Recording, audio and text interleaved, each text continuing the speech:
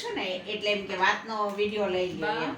હા. તમારે છે ને કામ થોડા ઓછા કરો. કમરના હાડકા સાવ છે ને ઘસાઈ ગયા છે તમારે. એટલે. લંબર સ્પોન્ડિલોસિસ છે તમારે. સિવિયર. હા કમર से ही नस सूख गई.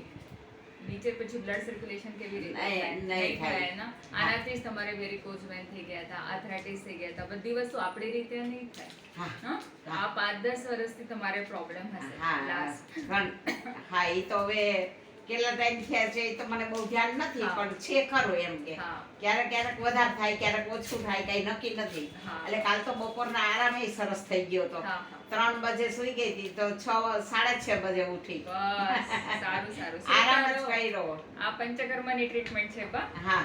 આમાં છે ને શરીરના જેટલા તમે આરામ દો એટલા સારું. તો હાડકા ભરાય છે ને.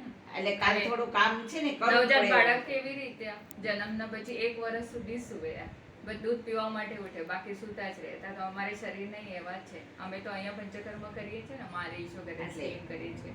તો પછી અહીંયા 1 વાગ્યા સુધી બધું કરી નાખે, પછી ઘરે જઈને જમીને સુવાનું. પછી આરામથી રાતે તમે ફટાફટ જમીને સુઈ જવાનું છે. તો છે ને હાડકા નસ ફટાફટ ભરાઈ જાય. હા, તો આપણે આગળ કઈ તકલીફ નહીં નહીં થાય. થાય. એ બહુ કામ નહીં કરતા. હા, હવે 15 દિવસ 1 મહિના પછી તબિયત સારી થઈ જાય ને પછી. પછી અત્યારે કાઈ નથી. તમે અત્યારે છે ને આ રવિવારે કઈ નતું થયું ને મેં તો આ રવિવાર થોડું કરી લઈએ કામ કીધું હા. એટલે રવિવાર